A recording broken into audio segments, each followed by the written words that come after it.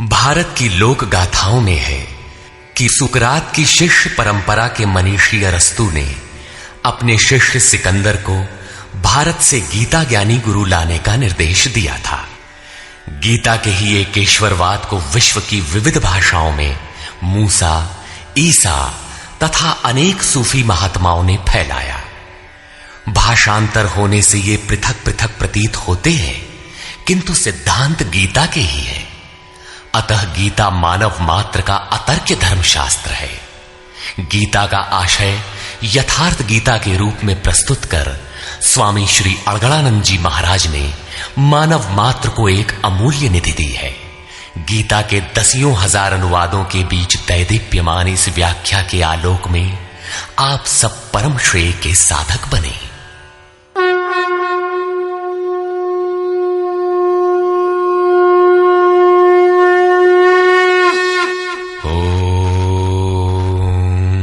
श्री परमात्मने नमः।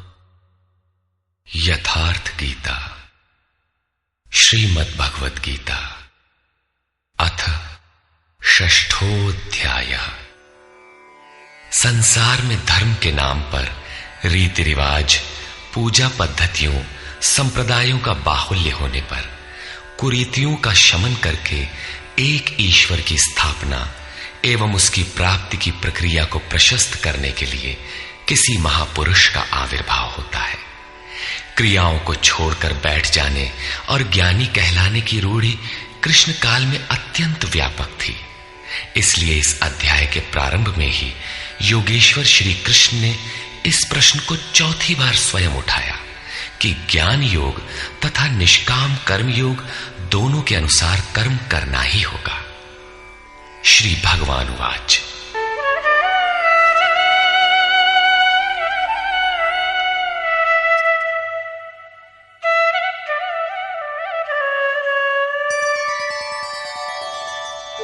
अनाश्रितः कर्मफलम् कार्यं कर्म करोति यः स सन्न्यासी च योगी च न निरग्निर्न चाक्रियः।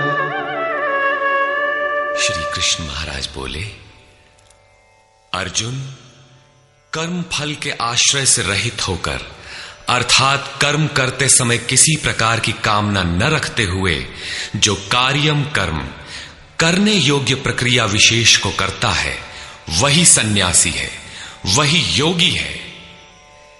केवल अग्नि को त्यागने वाला तथा केवल क्रिया को त्यागने वाला न सन्यासी है न योगी। क्रियाएं बहुत सी हैं, उनमें से कार्यम कर्म करने योग्य क्रिया, नियत कर्म निर्धारित की हुई कोई क्रिया विशेष है, वो है यज्ञ की प्रक्रिया, जिसका शुद्ध अर्थ है आराधना, जो आराध्य देव में प्रवेश दिला देने वाली विधि विशेष है। उसको कार्य रूप देना कर्म है। जो उसे करता है वही सन्यासी है, वही योगी होता है। केवल अग्नि को त्यागने वाला कि हम अग्नि नहीं छूते, या कर्म त्यागने वाला कि मेरे लिए कर्म है ही नहीं, मैं तो आत्मज्ञानी हूं, केवल ऐसा कहे और कर्म आरंभ ही न करे, करने योग्य क्रिया विशेष न करे, तो वो न सन्यासी है न योगी। इस पर और देखें। यम सन्न्यासमिति प्राहुः योगं तं विद्धि पांडव नह्य सन्न्यस्त संकल्पो योगी भवति कश्चन। अर्जुन, जिसे सन्यास ऐसा कहते हैं उसी को तू योग जान, क्योंकि संकल्पों का त्याग किए बिना कोई भी पुरुष योगी नहीं होता। अर्थात कामनाओं का त्याग दोनों ही मार्गियों के लिए आवश्यक है। तब तो सरल है कि कह दे कि हम संकल्प नहीं करते और हो गए योगी सन्यासी। श्री कृष्ण कहते हैं ऐसा कदापि नहीं है। आरुरुक्षोर्मुनेर्योगं कर्म कारणमुच्यते योगारूढस्य तस्यैव शमः कारणमुच्यते। योग पर आरूढ़ होने की इच्छा वाले मननशील पुरुष के लिए योग की प्राप्ति में कर्म करना ही कारण है, और योग का अनुष्ठान करते करते जब वो परिणाम देने की अवस्था में आ जाए, उस योगारूढ़ता में शमः कारणम उच्यते, संपूर्ण संकल्पों का अभाव कारण है। इससे पहले संकल्प पिंड नहीं छोड़ते। और यदा हिनेन्द्रियार्थेषु न कर्मस्वनुषज्यते सर्वसंकल्पसन्न्यासी योगारूढ़स्तदोच्यते। जिस काल में पुरुष न तो इंद्रियों के भोगों में आसक्त होता है और न कर्मों में ही आसक्त है, योग की परिपक्वावस्था में पहुंच जाने पर आगे कर्म करके ढूंढने किसे। अतः नियत कर्म आराधना की आवश्यकता नहीं रह जाती, इसलिए वो कर्मों में भी आसक्त नहीं है। उस काल में सर्व संकल्प सन्यासी, सर्व संकल्पों का अभाव है, वही सन्यास है, वही योगारूढ़ता है। रास्ते में सन्यास नाम की कोई वस्तु नहीं है। इस योगारूढ़ता से लाभ क्या है? उद्धरेदात्मनात्मानं नात्मानमवसादयेत् आत्मैव ह्यात्मनो बन्धु आत्मैव रिपुरात्मनः। अर्जुन, मनुष्य को चाहिए कि अपने द्वारा अपना उद्धार करे, अपने आत्मा को अधोगति में न पहुंचावे, क्योंकि वो जीवात्मा स्वयं ही अपना मित्र है और यही अपना शत्रु भी है। कब ये शत्रु होता है और कब मित्र, इस पर कहते हैं बन्धुरात्मात्मनस्तस्य येनात्मैवात्मना जितः अनात्मनस्तु शत्रुत्वे वर्तेतात्मैव शत्रुवत्। जिस जीवात्मा द्वारा मन और इंद्रियों सहित शरीर जीता हुआ है, उसके लिए उसी का जीवात्मा मित्र है, और जिसके द्वारा मन और इंद्रियां सहित शरीर नहीं जीता गया है, उसके लिए वो स्वयं शत्रुता में बरतता है। इन दो श्लोकों में श्री कृष्ण एक ही बात कहते हैं कि अपने द्वारा अपने आत्मा का उद्धार करें, उसे अधोगति में न पहुंचाएं, क्योंकि आत्मा ही मित्र है। सृष्टि में न दूसरा कोई शत्रु है न मित्र। किस प्रकार? जिसके द्वारा मन सहित इंद्रियां जीती हुई हैं, उसके लिए उसी का आत्मा मित्र बनकर मित्रता में बरतता है, परम कल्याण करने वाला होता है। और जिसके द्वारा मन सहित इंद्रियां नहीं जीती गई हैं, उसके लिए उसी का आत्मा शत्रु बनकर शत्रु में बरतता है, नीच योनियों और यातनाओं की ओर ले जाता है। प्रायः लोग कहते हैं मैं तो आत्मा हूं। गीता में लिखा है, न इसे शस्त्र काट सकता है, न अग्नि जला सकता है, न वायु सुखा सकता है। ये नित्य है, अमृत स्वरूप है, न बदलने वाला है, शाश्वत है, और वो आत्मा मुझ में है ही। वे गीता की इन पंक्तियों पर ध्यान नहीं देते कि आत्मा अधोगति में भी जाता है, आत्मा का उद्धार भी होता है, जिसके लिए कार्यम कर्म करने योग्य प्रक्रिया बताई गई है। अब अनुकूल आत्मा के लक्षण देखें।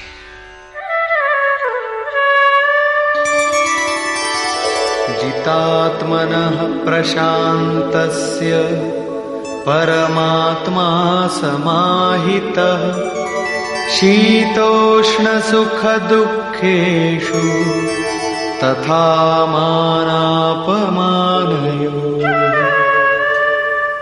सर्दी गर्मी, सुख दुख और मान अपमान में जिसके अंतःकरण की वृत्तियां भली प्रकार शांत हैं, ऐसे स्वाधीन आत्मा वाले पुरुष में परमात्मा सदैव स्थित है, कभी विलग नहीं होता।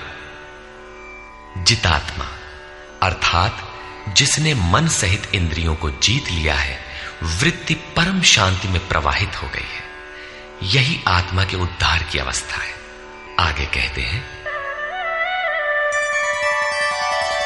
ज्ञान विज्ञान तृप्तात्मा कूटस्थो विजितेन्द्रियः युक्त इत्युच्यते योगी समलोष्टाश्मकाञ्चनः। जिसका अंतःकरण ज्ञान विज्ञान से तृप्त है, जिसकी स्थिति अचल स्थिर और विकार रहित है, जिसने इंद्रियों को विशेष रूप से जीत लिया है, जिसकी दृष्टि में मिट्टी पत्थर और सुवर्ण एक समान है, ऐसा योगी युक्त कहा जाता है। युक्त का अर्थ है योग से संयुक्त। ये योग की पराकाष्ठा है, जिसे योगेश्वर 5वें अध्याय में श्लोक 7 से 12 तक अभिचित्रित कराए हैं। परम तत्व परमात्मा का साक्षात्कार और उसके साथ होने वाली जानकारी ज्ञान है। 1 इंच भी इष्ट से दूरी है, जानने की इच्छा बनी है, तब तक वो अज्ञानी है। वो प्रेरक कैसे सर्वव्याप्त है, कैसे प्रेरणा देता है, कैसे अनेक आत्माओं का एक साथ पथ प्रदर्शन करता है, कैसे वो भूत भविष्य और वर्तमान का ज्ञाता है। उस प्रेरक इष्ट की कार्य प्रणाली का ज्ञान ही विज्ञान है। जब से हृदय में इष्ट का आविर्भाव होता है, उसी दिन से वो निर्देश देने लगता है, किंतु प्रारंभ में साधक समझ नहीं पाता। पराकाष्ठा काल में ही योगी उनकी आंतरिक कार्य प्रणाली को पूर्णतः समझ पाता है। यही समझ विज्ञान है। योगारूढ़ अथवा युक्त पुरुष का अंतःकरण ज्ञान विज्ञान से तृप्त रहता है। इसी प्रकार योग युक्त पुरुष की स्थिति का निरूपण करते हुए योगेश्वर श्री कृष्ण पुनः कहते हैं,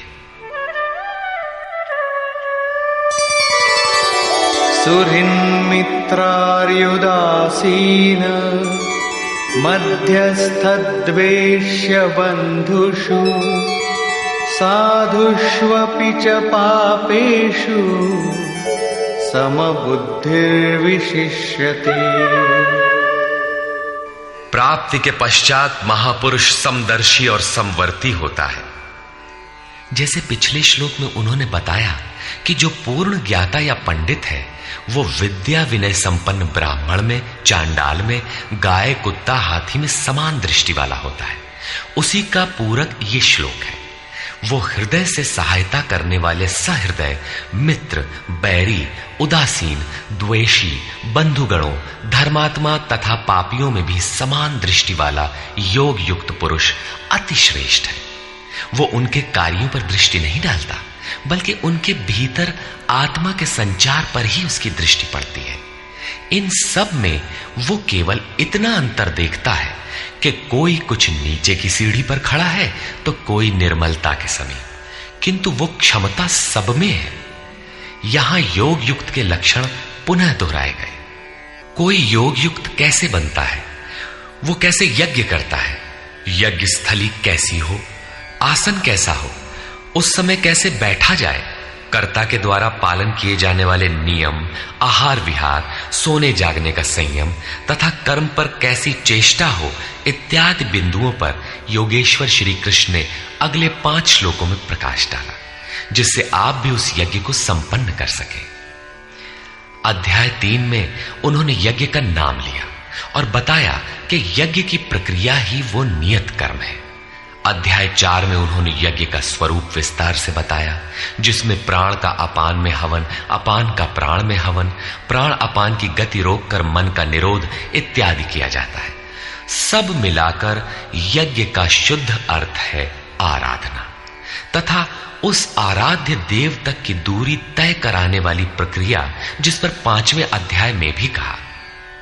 किंतु उसके लिए आसन, भूमि, करने की विधि इत्यादि का चित्रण शेष था। उसी पर योगेश्वर श्री कृष्ण यहां प्रकाश डालते हैं। योगी युञ्जीत सततम् आत्मानं रहसि स्थितः एकाकीयत चित्तात्मा निराशीर परिग्रह। चित्त को जीतने में लगा हुआ योगी मन, इंद्रियों और शरीर को वश में रखकर वासना और संग्रह रहित होकर एकांत स्थान में अकेले ही चित्त को आत्मोपलब्धि कराने वाली योग क्रिया में लगावे। उसके लिए स्थान कैसा हो, आसन कैसा रहे? शुचौ देशे प्रतिष्ठाप्य स्थिरमासनमात्मनः नात्युच्छ्रितं नातिनीचं चैलाजिनकुशोत्तरम्। शुद्ध भूमि में कुश, मृगछाल, वस्त्र अथवा इससे उत्तरोत्तर रेशमी ऊनी तख्त कुछ भी बिछाकर अपने आसन को न अति ऊंचा न नीचा स्थिर स्थापित करें। शुद्ध भूमि का तात्पर्य उसके झाड़ने बुहारने सफाई करने से। जमीन पर कुछ बिछा लेना चाहिए, चाहे मृगछाल हो या चटाई अथवा कोई भी वस्त्र, तख्त जो भी उपलब्ध हो, कोई एक वस्तु बिछा लेना चाहिए। आसन हिलने डुलने वाला ना हो, न जमीन से बहुत ऊंचा हो और न एकदम नीचा। पूज्य महाराज जी लगभग 5 इंच ऊंचे आसन पर बैठते थे। एक बार भाविकों ने लगभग 1 फीट ऊंचा संगमरमर का एक तख्त मंगा दिया। महाराज जी एक दिन तो बैठे, फिर बोले, नहीं हो, बहुत ऊंचा हो गया, ऊंचे नहीं बैठे के चाही साधु के, अभिमान हो ही जावा करत है। नीचे हूं न बैठे के चाही, हीनता आवत है, अपने से घृणा आवत है। बस उसको उठवाया और जंगल में एक बगीचा था, वहां रखवा दिया। वहां न कभी महाराज जाते थे और न अब ही कोई जाता है। ये था उन महापुरुष का क्रियात्मक शिक्षण। इसी प्रकार साधक के लिए भी बहुत ऊंचा आसन नहीं होना चाहिए, नहीं तो भजन पूर्ति बाद में होगी, अहंकार पहले चढ़ बैठेगा। इसके पश्चात तत्रैकाग्रं मनः कृत्वा यत चित्तेन्द्रियक्रियः उपविश्यासने युञ्जात् योगमात्मविशुद्धये। उस आसन पर बैठकर ही ध्यान करने का विधान है। मन को एकाग्र करके चित्त और इंद्रियों को, क्रियाओं को वश में रखते हुए अंतःकरण की शुद्धि के लिए योगा अभ्यास करें। अब बैठने का तरीका बताते हैं। समंकाय शिरो ग्रीवं धारयन्नचलं स्थिरः संप्रेक्ष्य नासिकाग्रं स्वं दिशश्चानवलोकयन्। शरीर, गर्दन और सिर को सीधा, अचल, स्थिर करके जैसे कोई पटरी खड़ी कर दी गई हो, इस प्रकार सीधा दृढ़ होकर बैठ जाए और अपनी नासिका के अग्रभाग को देखकर, नासिका की नोक देखते रहने का निर्देश नहीं है, बल्कि सीधे बैठने पर नाक के सामने जहां दृष्टि पड़ती है वहां दृष्टि रहे। दाहिने बाएं देखते रहने की चंचलता न रहे। अन्य दिशाओं को न देखता हुआ स्थिर होकर बैठे और प्रशांतात्मा विगतभीः ब्रह्मचारि व्रते स्थितः मनः संयम्य मच्चित्तो युक्त आसीत मत्परः। ब्रह्मचर्य व्रत में स्थित होकर। प्रायः लोग कहते हैं कि जननेंद्रिय का संयम ब्रह्मचर्य है, किंतु महापुरुषों की अनुभूति है कि मन से विषयों का स्मरण करके, आंखों से वैसे दृश्य देखकर, त्वचा से स्पर्श कर, कानों से विषयोत्तेजक शब्द सुनकर जननेंद्रिय संयम संभव नहीं है। ब्रह्मचारी का वास्तविक अर्थ है ब्रह्म आचरति स ब्रह्मचारी। ब्रह्म का आचरण है नियत कर्म, यज्ञ की प्रक्रिया, जिसे करने वाले यान्ति ब्रह्म सनातनम, सनातन ब्रह्म में प्रवेश पा जाते हैं। इसे करते समय स्पर्शान कृत्वा बहिर्बाह्यान, बाहर के स्पर्श, मन और सभी इंद्रियों के स्पर्श बाहर ही त्याग कर चित्त को ब्रह्म चिंतन में, श्वास प्रश्वास में ध्यान में लगाना है। मन ब्रह्म में लगा है तो बाह्य स्मरण कौन करे? यदि बाह्य स्मरण होता है तो अभी मन लगा कहां? विकार शरीर पर नहीं, मन की तरंगों में रहता है। मन ब्रह्माचरण में लगा है तो जननेन्द्रिय संयम ही नहीं, सकलेंद्रिय संयम तक स्वाभाविक हो जाता है। अतः ब्रह्म के आचरण में स्थित रहकर भय रहित और अच्छी प्रकार शांत अंतःकरण वाला मन को संयत रखते हुए मुझ में लगे हुए चित्त से युक्त मेरे परायण होकर स्थित हो। ऐसा करने का परिणाम क्या होगा?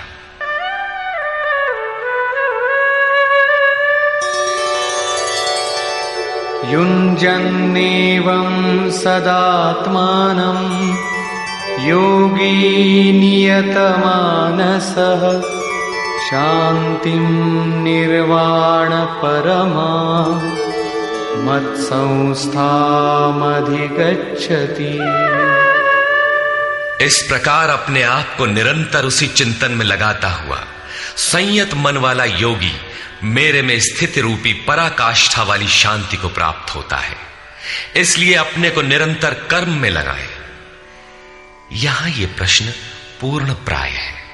अगले 2 श्लोकों में वे बताते हैं कि परमानंद वाली शांति के लिए शारीरिक संयम, युक्ताहार, विहार भी आवश्यक है। नात्यश्नतस्तु योगोऽस्ति न चैकान्तमनश्नतः न चाति स्वप्नशीलस्य जाग्रतो नैव चार्जुन। अर्जुन, ये योग न तो बहुत खाने वाले का सिद्ध होता है और न बिल्कुल न खाने वाले का सिद्ध होता है, न अत्यंत सोने वाले का और न अत्यंत जागने वाले का ही सिद्ध होता है। तब किसका सिद्ध होता है? युक्ताहार विहारस्य युक्तचेष्टस्य कर्मसु युक्तस्वप्नावबोधस्य योगो भवति दुःखः। दुखों का नाश करने वाला ये योग उचित आहार विहार, कर्मों में उपयुक्त चेष्टा और संतुलित शयन जागरण करने वाले का ही पूर्ण होता है। अधिक भोजन करने से आलस्य, निद्रा और प्रमाद घेरेंगे, तब साधना नहीं होगी। भोजन छोड़ देने से इंद्रियां क्षीण हो जाएंगी, अचल स्थिर बैठने की क्षमता नहीं रहेगी। पूज्य महाराज जी कहते थे कि खुराक से 1.5-2 रोटी कम खाना चाहिए। विहार अर्थात साधन के अनुकूल विचरण, कुछ परिश्रम भी करते रहना चाहिए। कोई कार्य ढूंढ लेना चाहिए, अन्यथा रक्त संचार शिथिल पड़ जाएगा, रोग घेर लेंगे। सोना और जागना आयु, आहार और अभ्यास से घटता बढ़ता है। महाराज जी कहा करते थे, योगी को 4 घंटे सोना चाहिए और अनवरत चिंतन में लगे रहना चाहिए। हट करके न सोने वाले शीघ्र पागल हो जाते हैं। कर्मों में उपयुक्त चेष्टा भी हो, अर्थात नियत कर्म आराधना के अनुरूप निरंतर प्रयत्नशील हो। बाह्य विषयों का स्मरण न कर सदैव उसी में लगे रहने वाले का ही योग सिद्ध होता है। साथ ही यदा विनियतं चित्तम् आत्मन्येवावतिष्ठते निःस्पृहः सर्वकामेभ्यो युक्त इत्युच्यते तदा। इस प्रकार योग के अभ्यास से विशेष रूप से वश में किया हुआ चित्त जिस काल में परमात्मा में भली प्रकार स्थित हो जाता है, विलीन सा हो जाता है, उस काल में संपूर्ण कामनाओं से रहित हुआ पुरुष योग युक्त कहा जाता है। अब विशेष जीते हुए चित्त के लक्षण क्या है? यथा दीपो निवातस्थो नेङ्गते सोपमा स्मृता योगिनो यतचित्तस्य युञ्जतो योगमात्मनः। जिस प्रकार वायु रहित स्थान में रखा गया दीपक चलायमान नहीं होता, लौ सीधे ऊपर जाती है, उसमें कंपन नहीं होता, यही उपमा परमात्मा के ध्यान में लगे हुए योगी के जीते हुए चित्त की दी गई है। दीपक तो उदाहरण मात्र है। आजकल दीपक का प्रचलन शिथिल पड़ रहा है। अगरबत्ती ही जलाने पर धुआं सीधे ऊपर जाता है यदि वायु में वेग न हो। यह योगी के जीते हुए चित्त का एक उदाहरण मात्र है। अभी चित्त भले ही जीता गया है, निरोध हो गया है, किंतु अभी चित्त है। जब निरुद्ध चित्त का भी विलय हो जाता है तब कौन सी विभूति मिलती है, देखें। यत्रो परमते चित्तम निरुद्धं योग सेवया यत्र चैवात्मनात्मानं पश्यन्नात्मनि तुष्यति। जिस अवस्था में योग के अभ्यास से बिना अभ्यास के कभी निरोध नहीं होगा, अतः योग अभ्यास से निरुद्ध हुआ चित्त भी उपराम हो जाता है, विलय हो जाता है, मिट जाता है। उस अवस्था में आत्मना, अपनी आत्मा के द्वारा, आत्मानम, परमात्मा को देखता हुआ, आत्मनि एव, अपने आत्मा में ही संतुष्ट अपनी ही आत्मा से होता है। क्योंकि प्राप्ति काल में तो परमात्मा का साक्षात्कार होता है, किंतु दूसरे ही क्षण वो अपने ही आत्मा को उन शाश्वत ईश्वरीय विभूतियों से ओतप्रोत पाता है। ब्रह्म अजर, अमर, शाश्वत, अव्यक्त और अमृत स्वरूप है, तो इधर आत्मा भी अजर, अमर, शाश्वत, अव्यक्त और अमृत स्वरूप है तो, किंतु अचिंत्य भी है। जब तक चित्त और चित्त की लहर है तब तक वो आपके उपभोग के लिए नहीं है। चित्त का निरोध और निरुद्ध चित्त के विलय काल में परमात्मा का साक्षात्कार होता है और दर्शन के ठीक दूसरे क्षण उन्हीं ईश्वरीय गुण धर्मों से युक्त ही अपने आत्मा को पाता है। इसलिए वो अपने ही आत्मा में संतुष्ट होता है। यही उसका स्वरूप है, यही पराकाष्ठा है। इसी का पूरक अगला श्लोक देखें।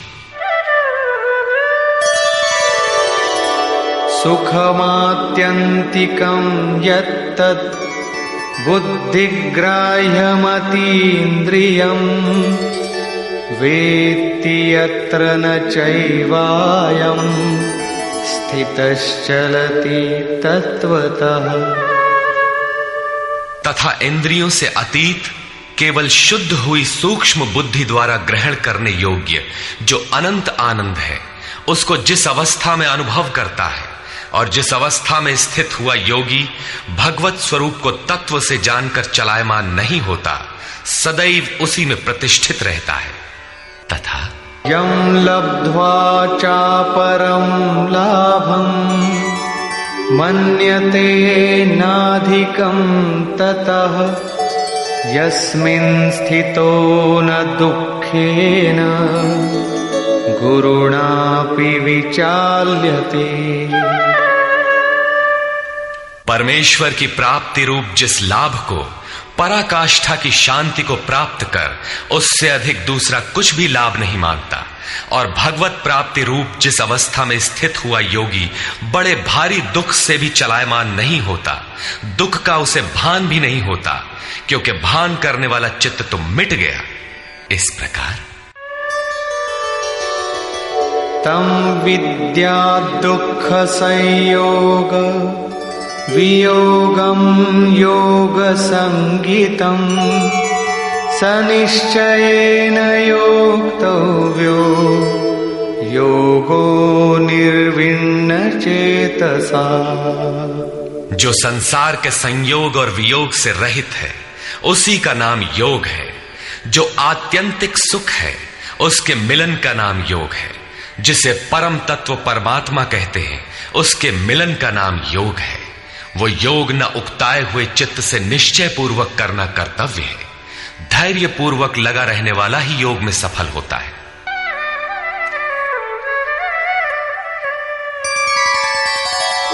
संकल्प प्रभवान कामान त्यक्त्वा सर्वान् शेषतः मनसैवेन्द्रियग्रामं विनियम्य समन्ततः। इसलिए मनुष्य को चाहिए कि संकल्प से उत्पन्न होने वाली संपूर्ण कामनाओं को वासना और आसक्ति सहित सर्वथा त्याग कर मन के द्वारा इंद्रियों के समुदाय को सब ओर से अच्छी प्रकार वश में करके शनैः शनैरुपरमेद् बुद्ध्या धृतिगृहीतया आत्मसंस्थं मनः कृत्वा न किंचिदपि चिंतयेत्। क्रम क्रम से अभ्यास करता हुआ उपरामता को प्राप्त हो जाए, चित्त का निरोध और क्रमशः विलय हो जाए, तदनंतर वो धैर्य युक्त बुद्धि द्वारा मन को परमात्मा में स्थित करके अन्य कुछ भी चिंतन न करे। निरंतर लगकर पाने का विधान है, किंतु आरंभ में मन लगता नहीं। इस पर योगेश्वर कहते हैं, यतो यतो निश्चरति मनश्चञ्चलमस्थिरम् ततस्ततो नियम्यैतद् आत्मन्येव वशं नयेत्। ये स्थिर न रहने वाला चंचल मन जिस जिस कारण से सांसारिक पदार्थों में विचरता है, उससे रोककर बारंबार अंतरात्मा में ही निरोध करे।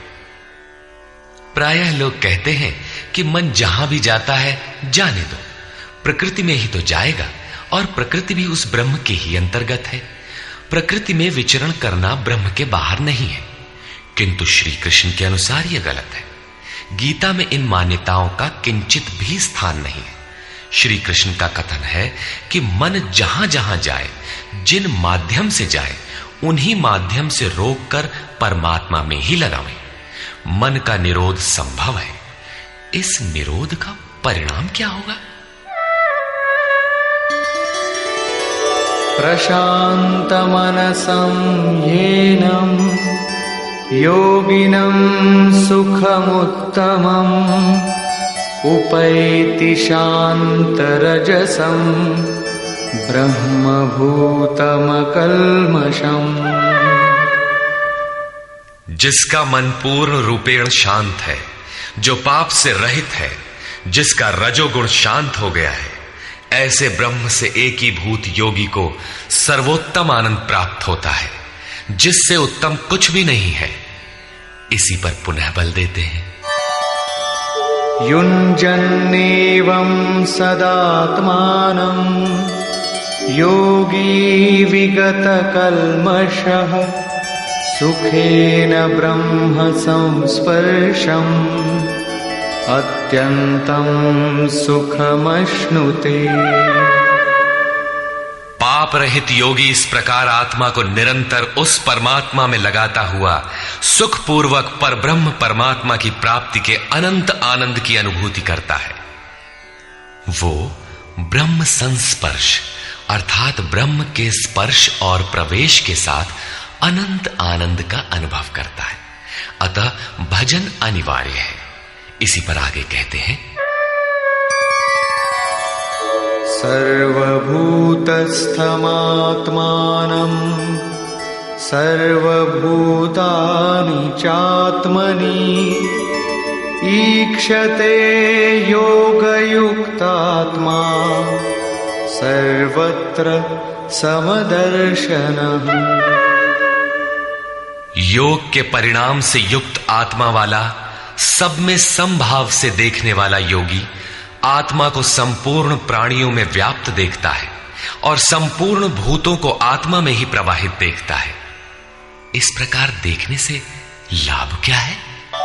यो मां पश्यति सर्वत्र सर्वं च मयि पश्यति तस्याहं न प्रणश्यामि स च मे न प्रणश्यति। जो पुरुष संपूर्ण भूतों में मुझ परमात्मा को देखता है, व्याप्त देखता है और संपूर्ण भूतों को मुझ परमात्मा के ही अंतर्गत देखता है, उसके लिए मैं अदृश्य नहीं होता हूं और वो मेरे लिए अदृश्य नहीं होता। ये प्रेरक का आमने सामने मिलन है, सख्य भाव है, सामीप्य मुक्ति है। सर्वभूतस्थितं यो मां भजत्येकत्वमास्थितः सर्वथा वर्तमानोऽपि स योगी मयि वर्तते। जो पुरुष अनेकता से परे उपर्युक्त एकत्व भाव से मुझ परमात्मा को भजता है, वो योगी सब प्रकार के कार्यों में बरतता हुआ मेरे में ही बरतता है, क्योंकि मुझे छोड़कर उसके लिए कोई बचा भी तो नहीं। उसका तो सब मिट गया, इसलिए वो अब उठता बैठता जो कुछ भी करता है मेरे संकल्प से करता है। आत्मौपम्येन सर्वत्र समं पश्यति योऽर्जुन सुखं वा यदि वा दुःखं स योगी परमो मतः। हे अर्जुन, जो योगी अपने ही समान संपूर्ण भूतों में सम देखता है, अपने जैसा देखता है, सुख और दुख भी सब में समान देखता है, वो योगी जिसका भेदभाव समाप्त हो गया है, परम श्रेष्ठ माना गया है। प्रश्न पूरा हुआ। इस पर अर्जुन ने प्रश्न किया। अर्जुन उवाच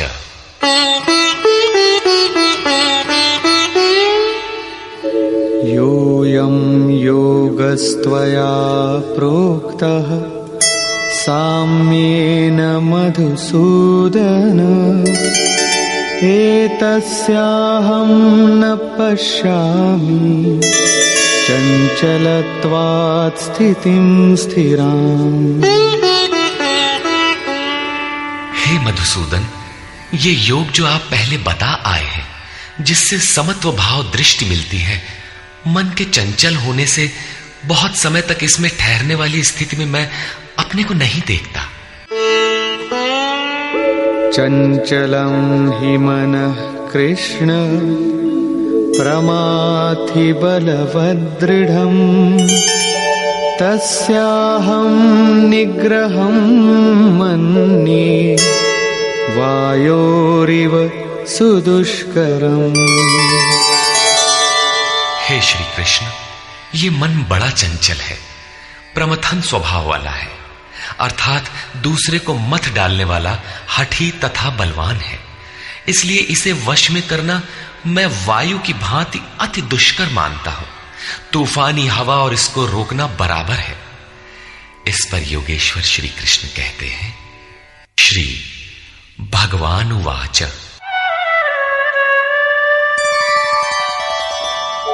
असंशयं महाबाहो मनो दुर्निग्रहं चलम् अभ्यासेन तु कौन्तेय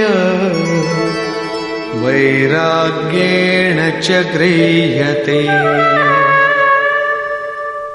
महान कार्य करने के लिए प्रयत्नशील अर्थात महाबाहु अर्जुन, निसंदेह मन चंचल है, बड़ी कठिनाई से वश में होने वाला है, परंतु कौन्तेय यह अभ्यास और वैराग्य के द्वारा वश में होता है।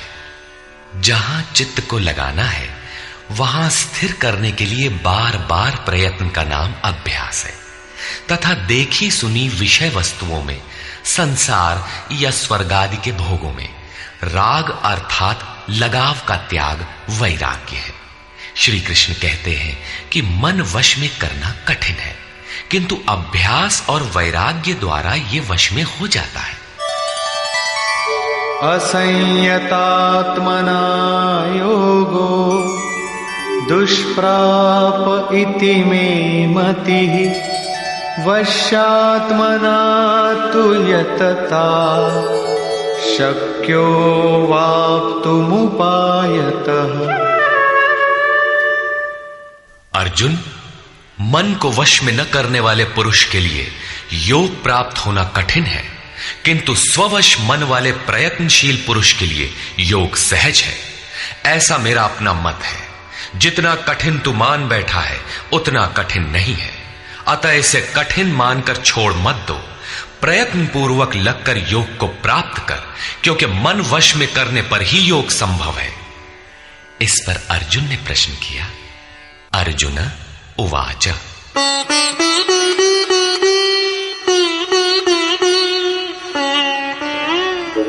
अयति श्रद्धयोपेतो योगाच्चलितमानसः अप्राप्य योगसंसिद्धिं कां गतिं कृष्ण गच्छति। योग करते करते यदि किसी का मन चलायमान हो जाए, यद्यपि अभी योग में उसको श्रद्धा है ही, तो ऐसा पुरुष भगवत सिद्धि को प्राप्त न होकर किस गति को पाता है? कच्चिन्नो भय विभ्रष्टः छिन्नाभ्रमिव नश्यति अप्रतिष्ठो महाबाहो विमूढ़ो ब्रह्मणः पथि।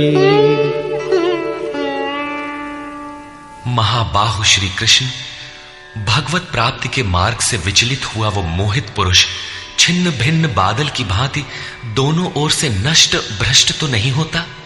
छोटी सी बदली आकाश में छाए तो वो न बरस पाती है, न लौटकर मेघों से ही मिल पाती है, बल्कि हवा के झोंकों से देखते देखते नष्ट प्राय हो जाती है। उसी प्रकार शिथिल प्रयत्न वाला, कुछ काल तक साधन करके स्थगित करने वाला नष्ट तो नहीं हो जाता। वो न आप में प्रवेश कर सका और न भोग ही भोग पाया, उसकी कौन सी गति होती है?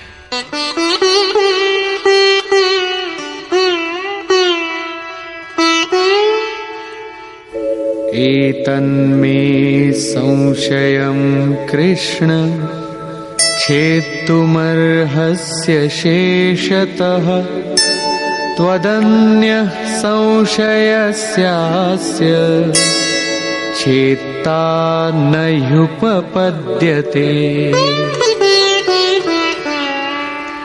हे श्री कृष्ण, मेरे इस संशय को संपूर्णता से मिटाने के लिए आप ही सक्षम हैं। आपके अतिरिक्त दूसरा कोई इस संशय को मिटाने वाला मिलना संभव नहीं है। इस पर योगेश्वर श्री कृष्ण ने कहा। श्री भगवान उवाच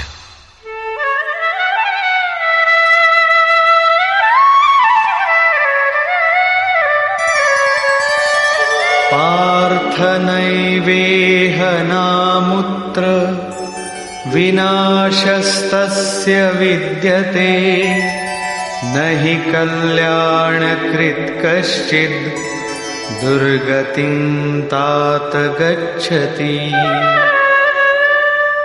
पार्थिव शरीर को ही रथ बनाकर लक्ष्य की ओर अग्रसर अर्जुन, उस पुरुष का ना तो इस लोक में और न परलोक में ही नाश होता है, क्योंकि हे तात, उस परम कल्याणकारी नियत कर्म को करने वाला दुर्गति को प्राप्त नहीं होता। उसका होता क्या है? प्राप्य पुण्यकृतान् लोकान् उषित्वा शाश्वती समाः शुचीनां श्रीमतां गेहि योगभ्रष्टोऽभिजायते। मन चलायमान होने से योग भ्रष्ट हुआ वो पुरुष पुण्यवानों के लोकों में वासनाओं को भोग कर, जिन वासनाओं को लेकर वो योग भ्रष्ट हुआ था, भगवान उसे थोड़े में सब दिखा सुना देते हैं। उन्हें भोग कर वो शुचि नाम श्रीमताम, शुद्ध आचरण वाले श्रीमान पुरुषों के घर में जन्म लेता है। जो शुद्ध आचरण वाले हैं वही श्रीमान है। अथवा योगिनामेव कुले भवति धीमताम् एतद्धि दुर्लभतरम् लोके जन्म यदीदृशम्। अथवा वहां जन्म न मिलने पर भी स्थिर बुद्धि योगियों के कुल में वो प्रवेश पा जाता है। श्रीमानों के घर में पवित्र संस्कार बचपन से ही मिलने लगते हैं, किंतु वहां जन्म न हो पाने पर वो योगियों के कुल में, घर में नहीं, शिष्य परंपरा में प्रवेश पा जाता है। कबीर, तुलसी, रैदास, वाल्मीकि इत्यादि को शुद्ध आचरण और श्रीमानों का घर नहीं, योगियों के कुल में प्रवेश मिला। सद्गुरु के कुल में संस्कारों का परिवर्तन भी एक जन्म है, और ऐसा जन्म संसार में निसंदेह अति दुर्लभ है। योगियों के यहां जन्म का अर्थ उनके शरीर से पुत्र रूप में उत्पन्न होना नहीं है। गृह त्याग से पूर्व पैदा होने वाले लड़के मोहवश महापुरुष को भी भले ही पिता मानते रहे, किंतु महापुरुष के लिए घर वालों के नाम पर कोई नहीं होता। जो शिष्य उनकी मर्यादाओं का अनुष्ठान करते हैं, उनका महत्व लड़कों से कई गुना अधिक मानते हैं, वही उनके सच्चे पुत्र हैं। जो योग के संस्कारों से युक्त नहीं है, उन्हें महापुरुष नहीं अपनाते। पूज्य महाराज जी यदि साधु बनाते तो हजारों विरक्त उनके शिष्य होते, किंतु उन्होंने किसी को किराया भाड़ा देकर, किसी के घर सूचना भेजकर, पत्र भेजकर, समझा बुझाकर सबको उनके घर लौटा दिया। बहुत लोग हठ करने लगे तो उन्हें अपशकुन हो, भीतर से मना हो कि इसमें साधु बनने के एक भी लक्षण नहीं है, इसे रखने में भलाई नहीं है, ये पार नहीं होगा। निराश होकर दो एक ने पहाड़ से गिरकर अपनी जान भी दे दी, किंतु महाराज जी ने उन्हें अपने यहां नहीं रखा। बाद में पता चलने पर बोले, जानत रहूं कि बड़ा विकल है, लेकिन ये सोचते है कि सचहूं के मरी जाए तो रख ही लेते, एक ठो पतितय राहत और का हो। ममत्व उनमें भी विकट था, फिर भी नहीं रखा। 6-7 को जिनके लिए आदेश हुआ था कि आज एक योग भ्रष्ट आ रहा है, जन्म जन्म से भटका हुआ चला आ रहा है, इस नाम और इस रूप का कोई आने वाला है, उसे रखो, ब्रह्म विद्या का उपदेश करो, उसे आगे बढ़ाओ। केवल उन्हीं को रखा। आज भी उनमें से एक महापुरुष धार कुंडी में बैठे हैं, एक अनसुईया में है, 2-3 अन्यत्र भी हैं। उन्हें सद्गुरु के कुल में प्रवेश मिला। ऐसे महापुरुषों को पा जाना अति दुर्लभ है। तत्र तं बुद्धि संयोगं लभते पौर्वदेहिकं यतते च ततो भूयः संसिद्धौ कुरु नंदन। वहां वो पुरुष पहले शरीर में साधन किए हुए बुद्धि के संयोग को, अर्थात पूर्व जन्म के साधन संस्कारों को अनायास ही प्राप्त हो जाता है, और हे कुरुनंदन, उसके प्रभाव से वो फिर संसिद्धौ, भगवत प्राप्ति रूपी परम सिद्धि के निमित्त प्रयत्न करने लगता है।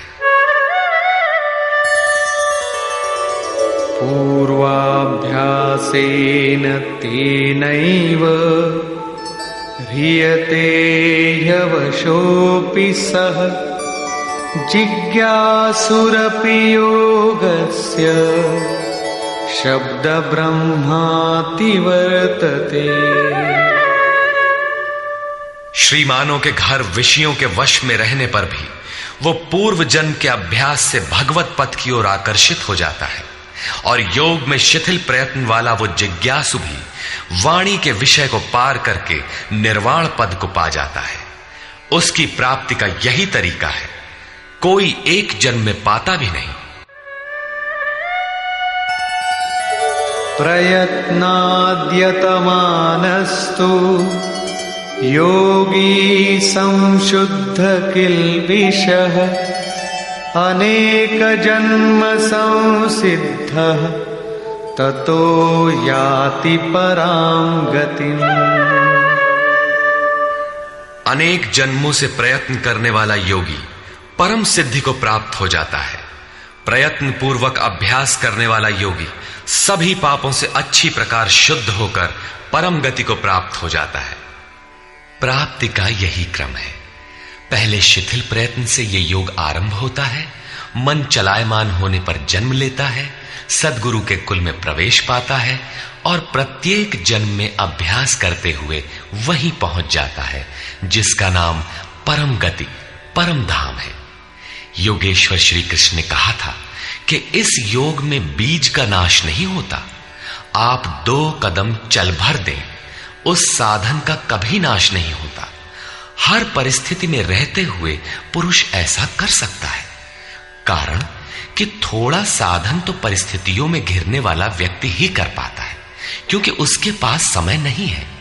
आप काले हो, गोरे हो अथवा कहीं के हो, गीता सबके लिए है, आपके लिए भी है, बशर्ते आप मनुष्य हो। उत्कट प्रयत्न वाला चाहे जो हो, किंतु शिथिल प्रयत्न वाला गृहस्थ ही होता है। गीता गृहस्थ, विरक्त, शिक्षित, अशिक्षित, सर्वसाधारण मनुष्य मात्र के लिए है, किसी साधु नामक विचित्र प्राणी के लिए ही नहीं।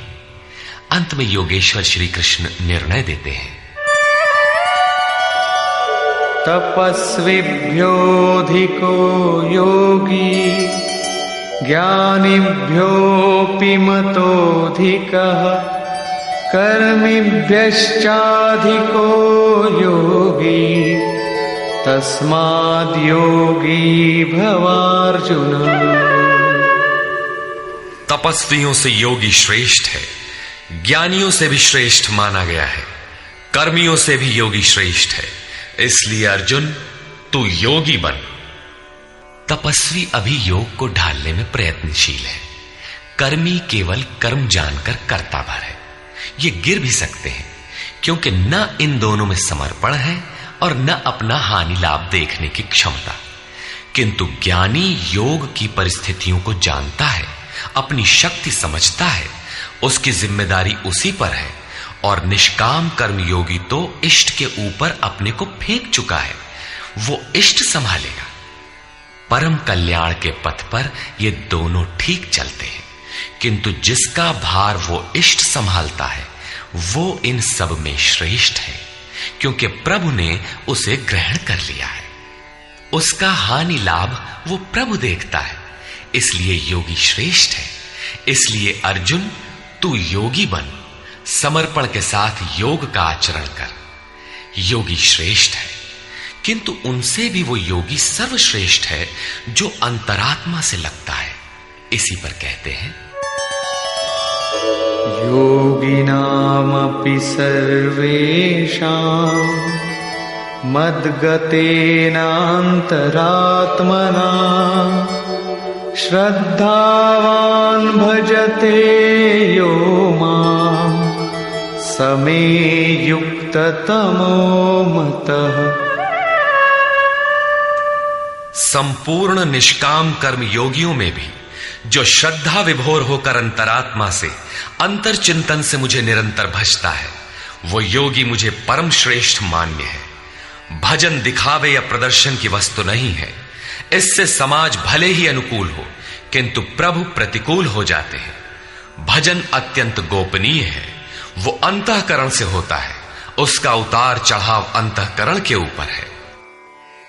निष्कर्ष, इस अध्याय के आरंभ में योगेश्वर श्री कृष्ण ने कहा कि फल के आश्रय से रहित होकर जो कार्यम कर्म अर्थात करने योग्य प्रक्रिया विशेष का आचरण करता है वही सन्यासी है, और उसी कर्म को करने वाला ही योगी है। केवल क्रियाओं अथवा अग्नि को त्यागने वाला योगी अथवा सन्यासी नहीं होता।